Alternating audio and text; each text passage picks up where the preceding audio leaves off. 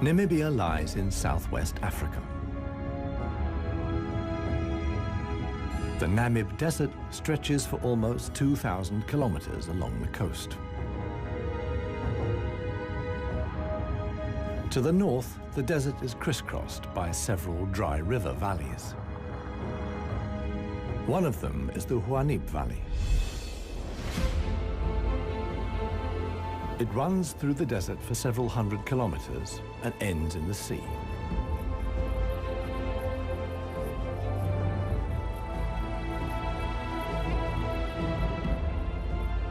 Water flows here once, at most twice a year. Only deep-rooted plants like anna trees can survive here. Only here, within the valley, can mammals exist in the long term. It is the home of the desert elephants.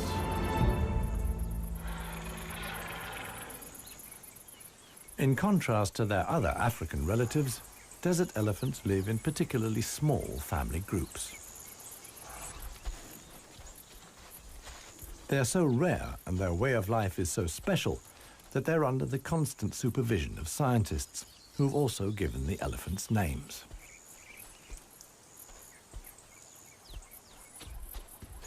The head of this family is alpha cow Clarissa.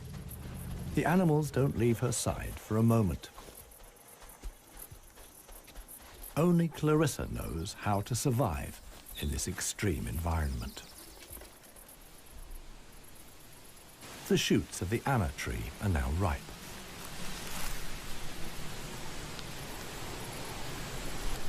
The pods contain protein-rich seeds.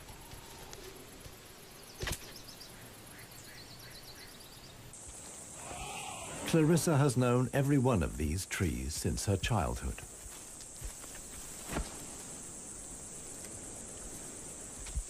Even the youngest, Maya, tries the shoots. Here, however, experienced trunk tip control is required.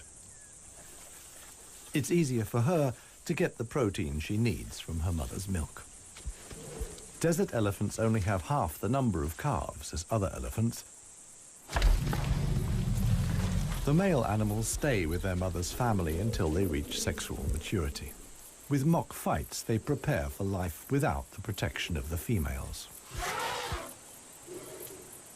Adult bull elephants are loners or travel in small groups. Jappy is the most skillful of them.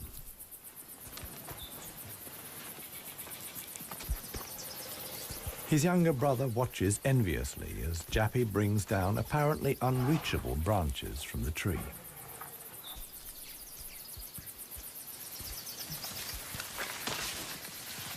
In the valley, Jappy is well known for such tricks. He learned them from his father. Friendship among bull elephants has its limits. Jappy is certainly not willing to share his branch with his younger brother.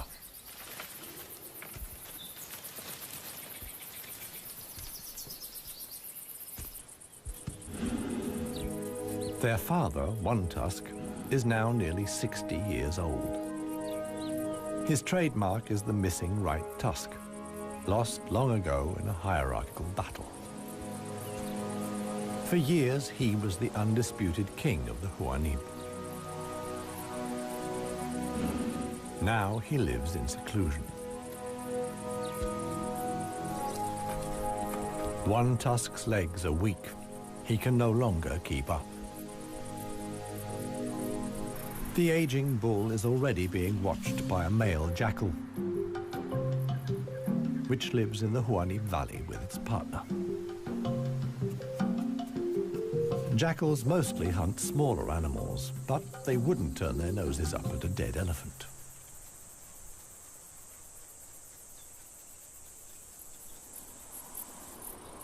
In a side valley, Clarissa has discovered a further source of food. There's a wide selection of bushes, grasses, and herbs.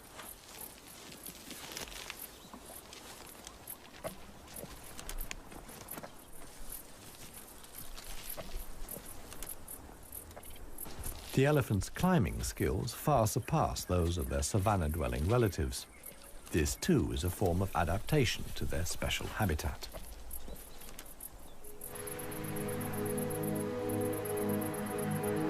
Old One Tusk has at last reached one of the anna trees in the Huanib Valley. But Clarissa and co haven't left very much for him to eat. He desperately searches for something edible in the remnants. In vain.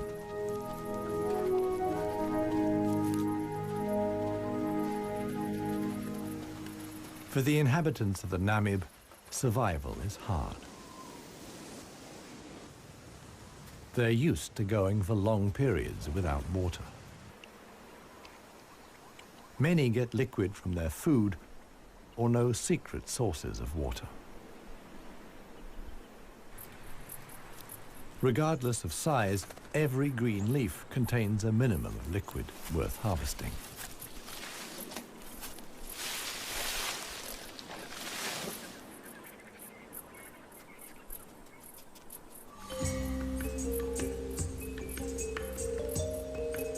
Outside the dry river valleys, there is scarcely any vegetation. Here, only extreme specialists survive. The Namib desert beetle is no bigger than a fingernail. As all animals, it depends on water for survival and has developed a special strategy.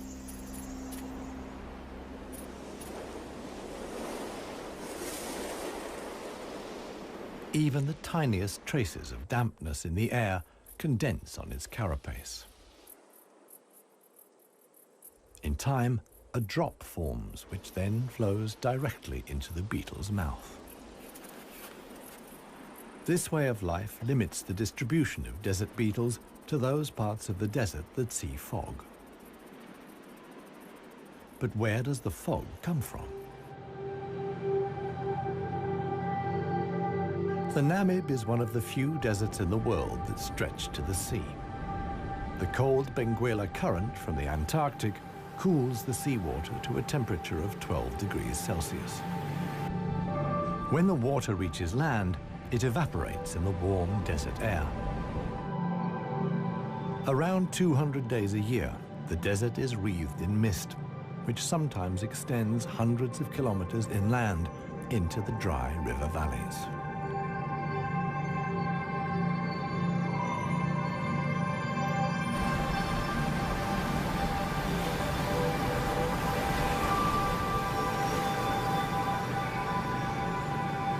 The Benguela current doesn't only bring fog, it's also rich in fish. The animals that benefit most are the brown fur seals.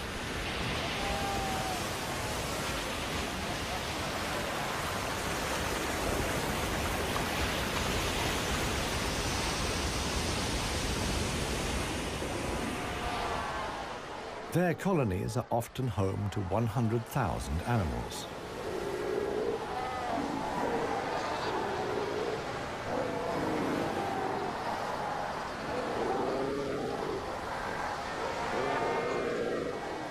Right now, there's good reason for so many seals to congregate here. The mating season is just beginning.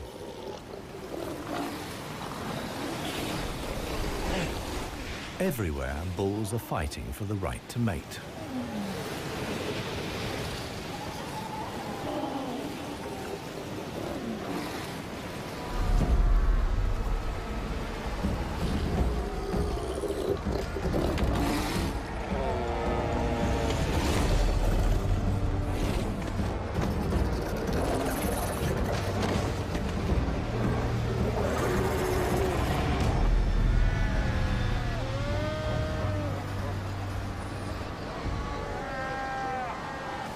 The strongest conquer a whole harem and then have their flippers full.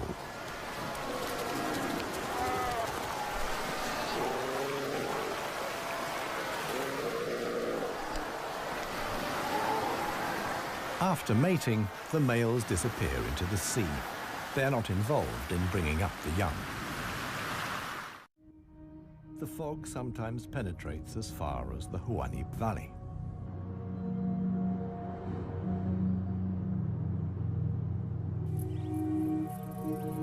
Now, even the biggest animals benefit from the moisture contained in the fog.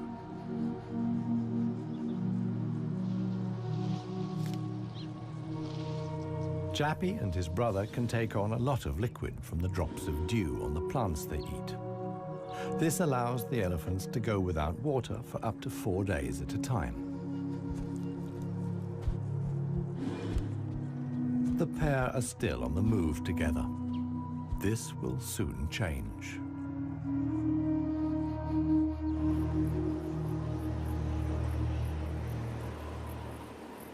As the fog lifts, the sun illuminates a very special event. Families of elephants from other dry river valleys are on their way to the Huaníp Valley. They're following the calls of their relatives, which they pick up via the soles of their feet, as via a stethoscope. More and more elephants join Clarissa's family. Some of the animals haven't seen each other for years and exchange affectionate greetings. Jappy and his brother are also aware of the arrival of the females. When it comes to attracting a cow, in a flash, companions become rivals. Once upon a time, One Tusk was also aroused by all the excitement. Today, it no longer has any significance for him. He wouldn't be able to deal with confrontations with other bulls.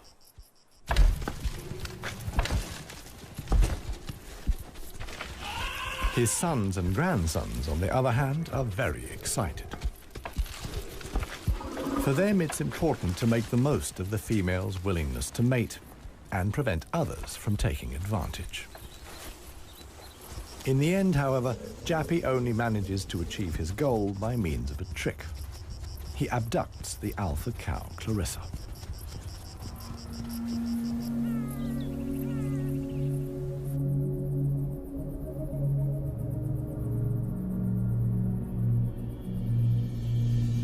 While many of the inhabitants of the valley spend the night hours asleep, this is the time of the real desert dwellers.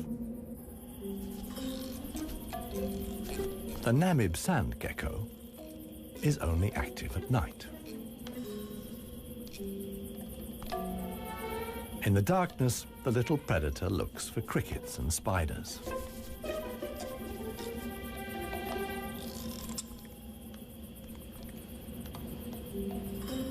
Like a frog's, its toes are webbed.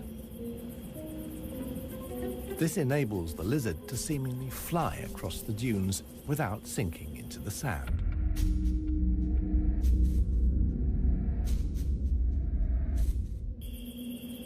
But it also needs to be on the lookout.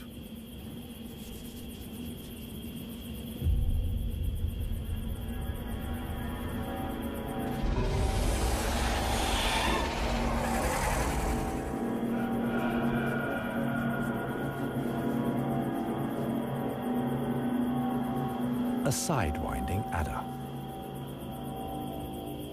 Similar to desert elephants, beetles, and geckos, the snake has a hard life in the Namib.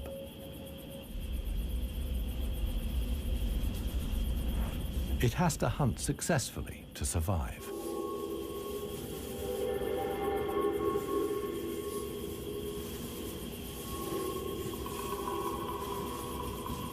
Once it finds a good spot for an ambush, it goes to ground.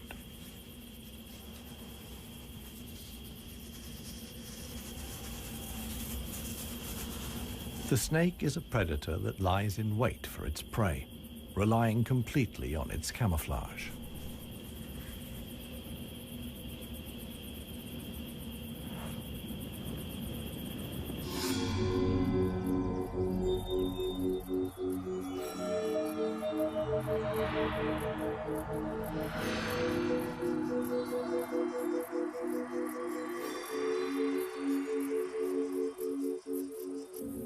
For the sensitive gecko, it's time to go. In the sun, it would quickly dehydrate. Here, too, webbed feet come in handy.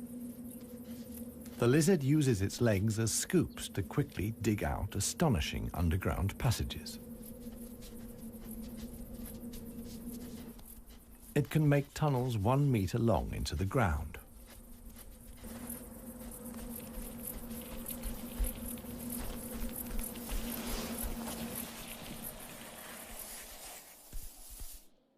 Here, it's safe. Up at ground level, another gecko isn't in quite such a hurry. With good reason. The fog is coming.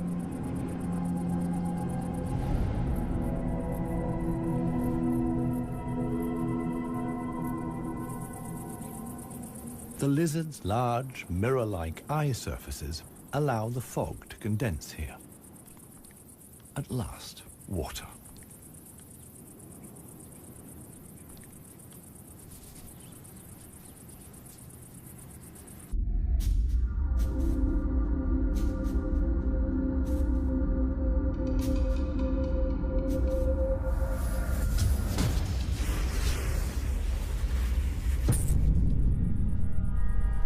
The waiting paid off. This morning, the sidewinding adder can have breakfast and get some liquid into the bargain.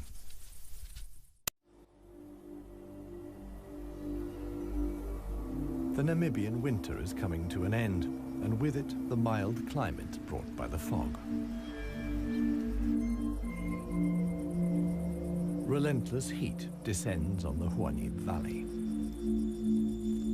40 degrees Celsius in the shade. This is approaching the limit for even Clarissa's family.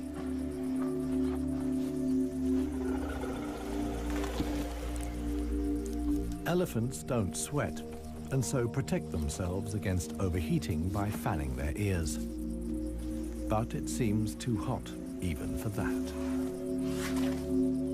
The heat is hard to bear for all the animals, but for the youngest, the sun can be lethal. Maya is really suffering.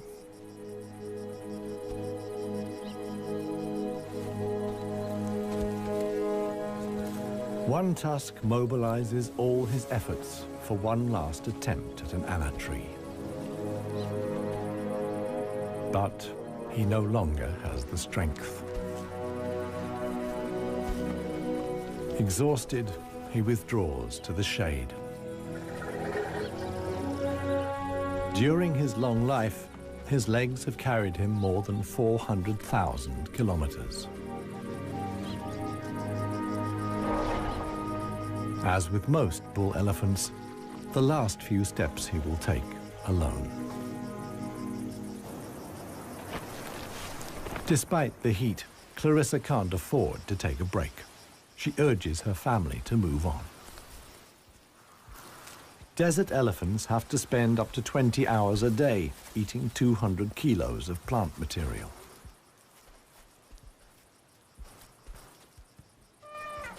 As tiring as that may be, Clarissa's family have no choice. One young bull is already so exhausted that he sleeps through the signal to move off. He only wakes up when the other elephants are already out of sight.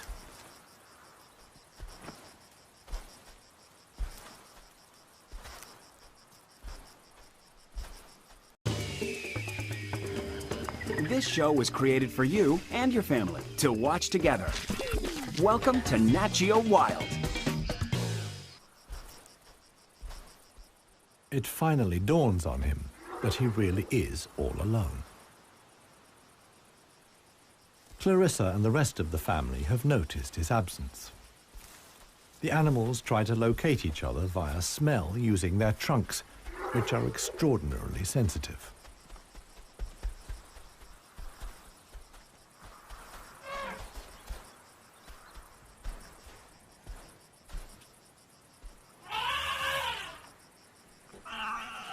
In the end, it's Maya who gives the decisive call.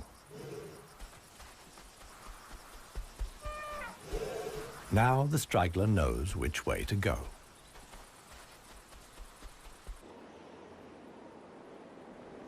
The extremely dry period shows no sign of coming to an end. 1 week later, the heat and the elephants have combined to decimate the plant life in the Huanim Valley. Vultures take up positions on the trees on the edge of the valley. Their time will come when the other animals can find nothing more to eat.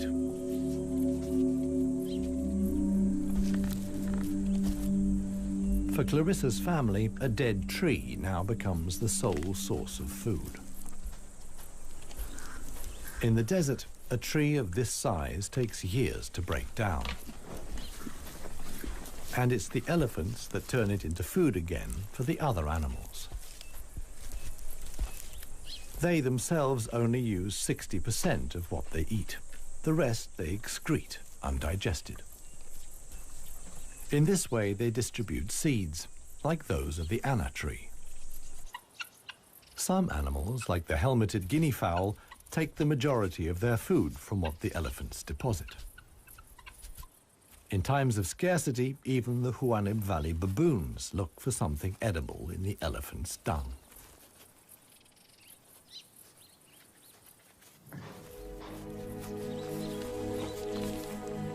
Old One Tusk has one more go at the wood.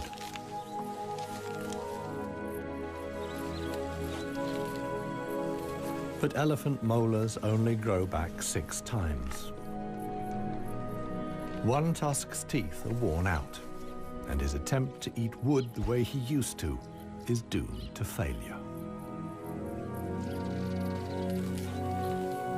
In other parts of Africa, older elephants seek out swamps where they can live for a while longer on softer leaves. Here, there is no such possibility.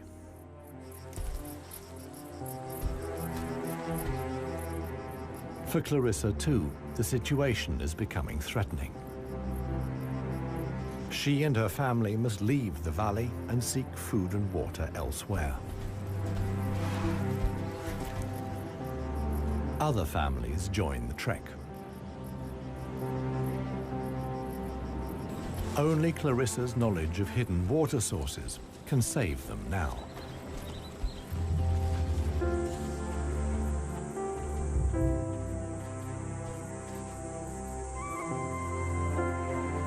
Scarcely any animals are left in the valley.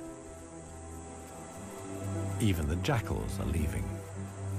In their search for food, they will move along the Huanim Valley until they reach the coast. Only One Tusk is too old and too tired for the trek. The one thing that could save him now is rain that would let soft grass grow.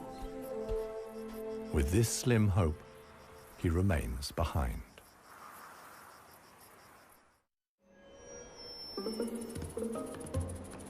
The Namib desert beetle is also looking for something to eat.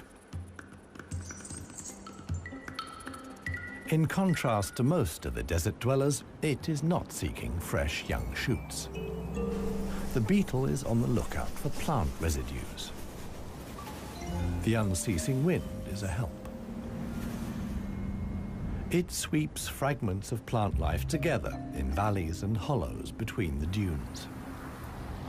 Mostly it's just a few bits of leaf. But sometimes it collects and becomes something like a herbal rubbish dump. Although the plants are completely dried out, they still contain important nutrients.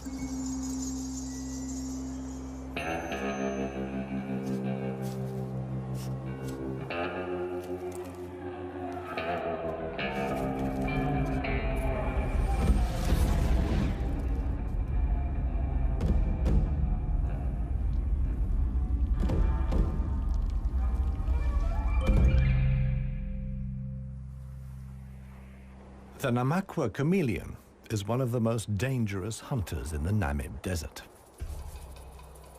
For desert beetles, at any rate. But the beetles don't usually make it quite so easy.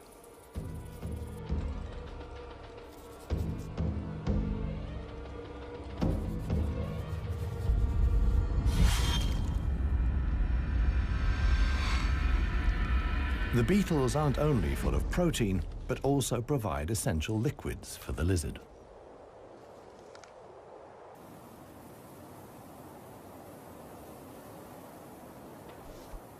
Namaqua chameleons are the biggest reptiles the Namib can support. In contrast to the mammals, they can't undertake long migrations to look for food and water. Similar to the Huanib, a river once flowed here. Along its banks, animals like chameleons penetrated deep into the desert.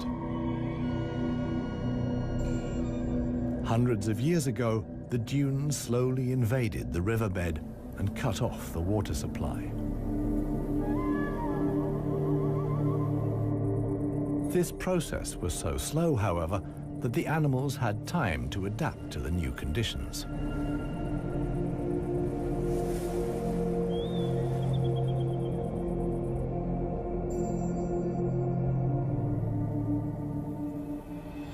The mammals didn't need such a long period of adaptation. Their ability to migrate over long distances enabled them to conquer the desert much more quickly. The pair of jackals will soon reach the coast.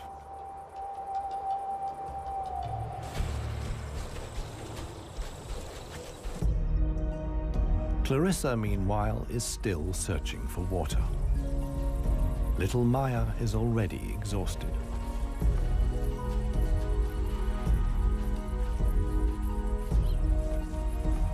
The group has to keep stopping. The animals are reaching the limits of their strength.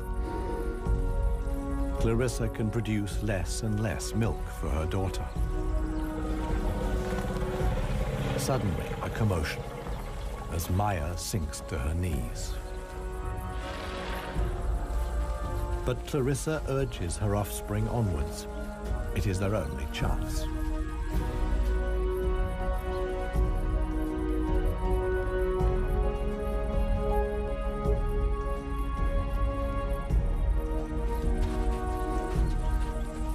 As dusk falls, they finally arrive.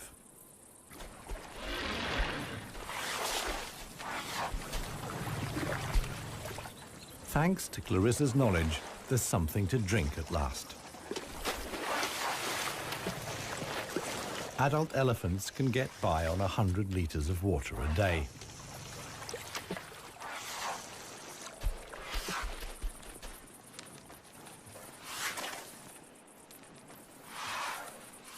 The subsequent dust bath serves to protect the elephant's skin from the relentless sun. The trek to the next source of food is long. The following morning, Clarissa will move on.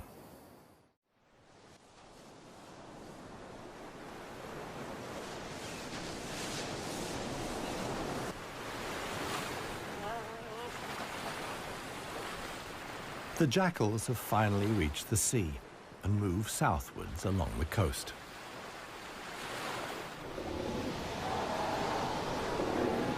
The new generation of brown fur seals is just arriving. Many of the mother animals are heavily pregnant. This young mother hasn't long to go.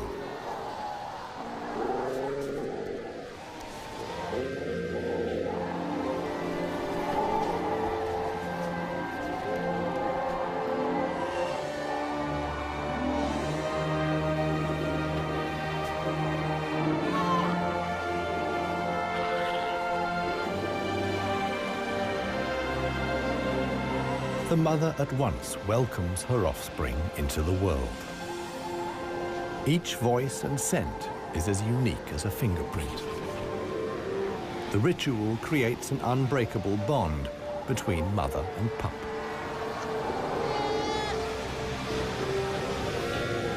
Directly after the birth, the pup has to be suckled.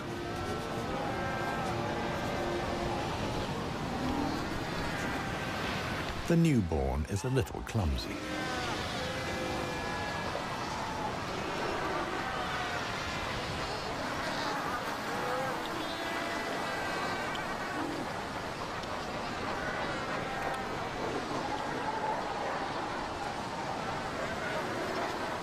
The young mother is not alone.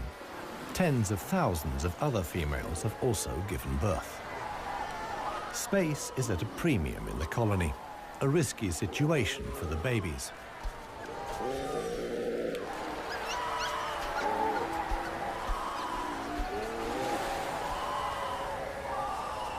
To minimize the danger, the seals organize a kindergarten. Many of the mother animals leave their newly born pups here.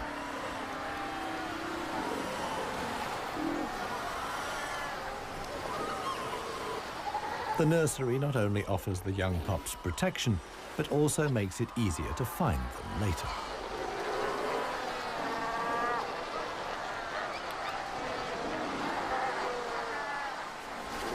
The mother seals have to go out hunting every day to make sure their milk is nutritious enough for the young.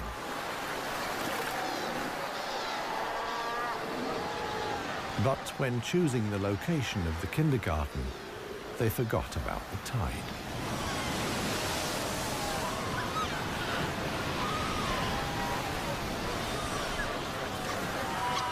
The pups fight desperately against the onslaught of the waves. The baby is washed out to sea, along with the other newborn seals.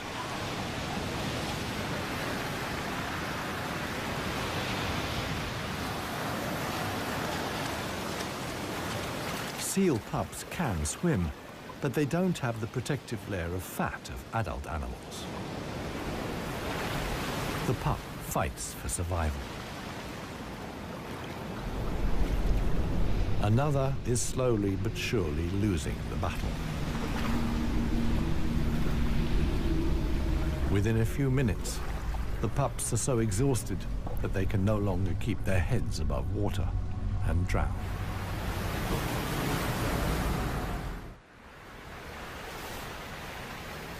The next morning reveals how great the danger posed by the sea is for the seal pups.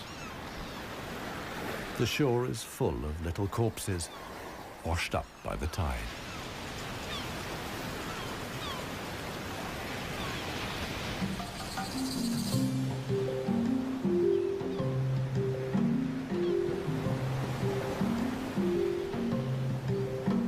The jackals from the Huanib. The pair have traveled hundreds of kilometers from the arid valley.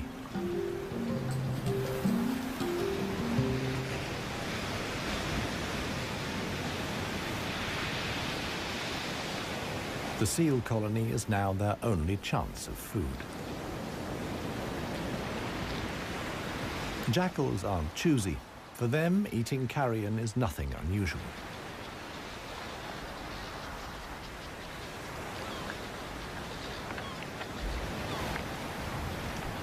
They'll be spending the coming weeks at the seal colony. Only when the pups are old enough to swim enduringly, and thus the supply of food runs out, will the jackals return to the Huanib Valley.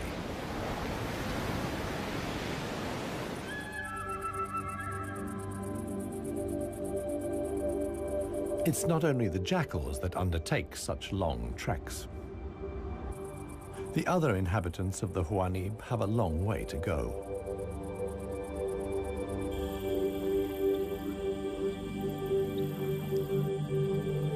An oasis hidden deep in the desert. Ausis.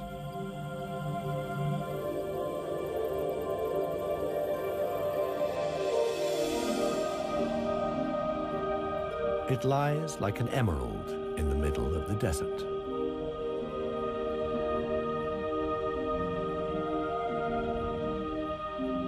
A thin band of loose vegetation lines the watering hole.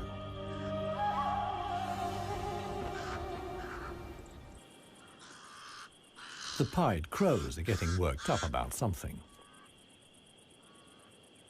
Visitors. Big visitors. the legendary desert lions. Desert lions are so unbelievably rare that scientists have fitted them with transmitter collars so that the big cats can be monitored and protected. Two females have taken up positions in the undergrowth with their young. The experienced predators know that it's just a matter of watching and waiting. And indeed, many animals are making their way here. The oryx's numbers have thinned noticeably. Some are lagging far behind the main column.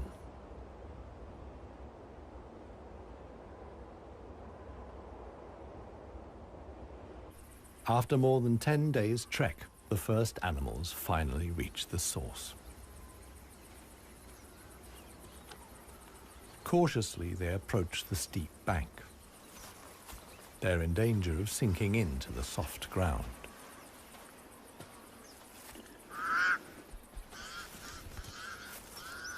The pied crows sound the alarm again.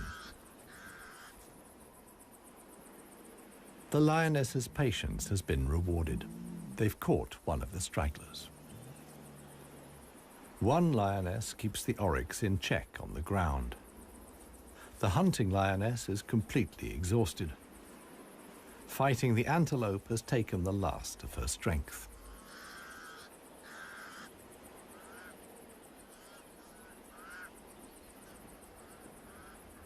She drags herself back to the bushes to get her cubs.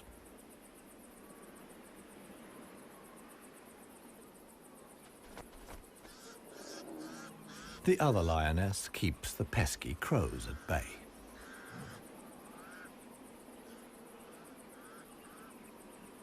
Luckily for the huntress, the cubs quickly grasp the situation.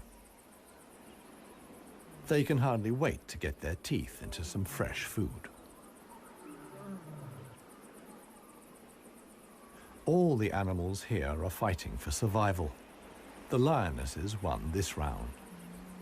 They've enough food now to last the coming weeks.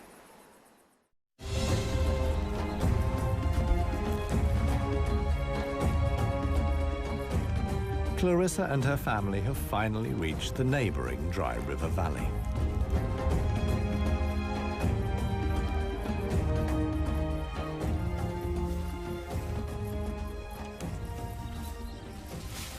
The experienced cow knew instinctively that in times of drought, there was some precious greenery here to feed on. The exhausted animals can at last fill their stomachs again.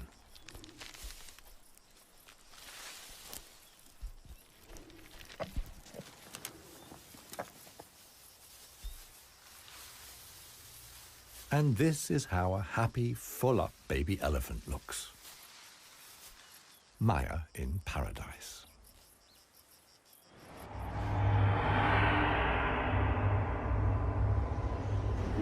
A strong wind blows in from the coast, and sandstorms form in the hinterland.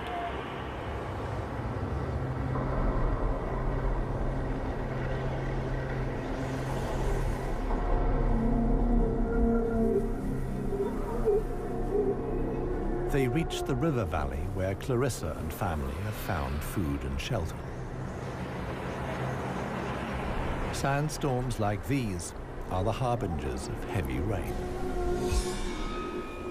Experienced elephant cows like Clarissa know what that means. As soon as it rains, the dry river valleys will be turned into raging torrents that wash away anything in their path. Imminent danger for the family of elephants. Time to move on again. Now the safest place to be is outside the valleys. How right Clarissa was can be seen the following day. Water in the Dry River Valley. Only every 10 years or so is the rain strong enough for the flood wave to reach the sea.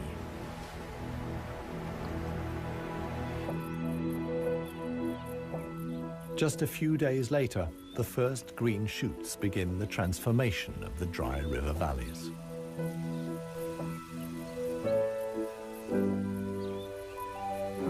The Huanib Valley, too, is bursting with new life as the first exiles return.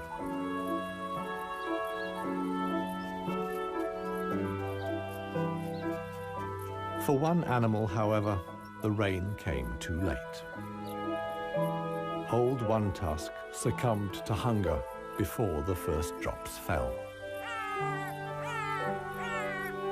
The jackals find his body on the edge of the valley.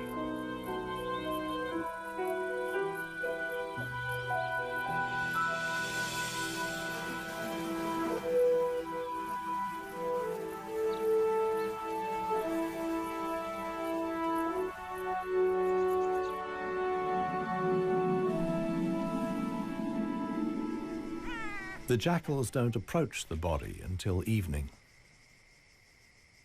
And thus, the circle of life is complete.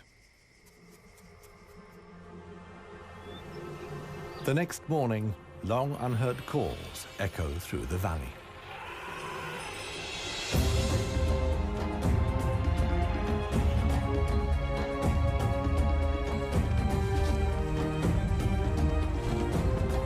Clarissa is back.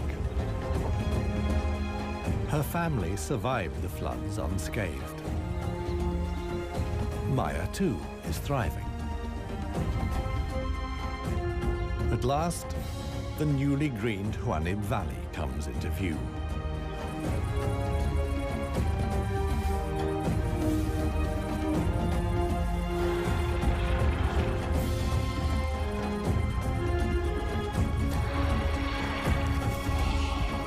Clarissa's family is home again.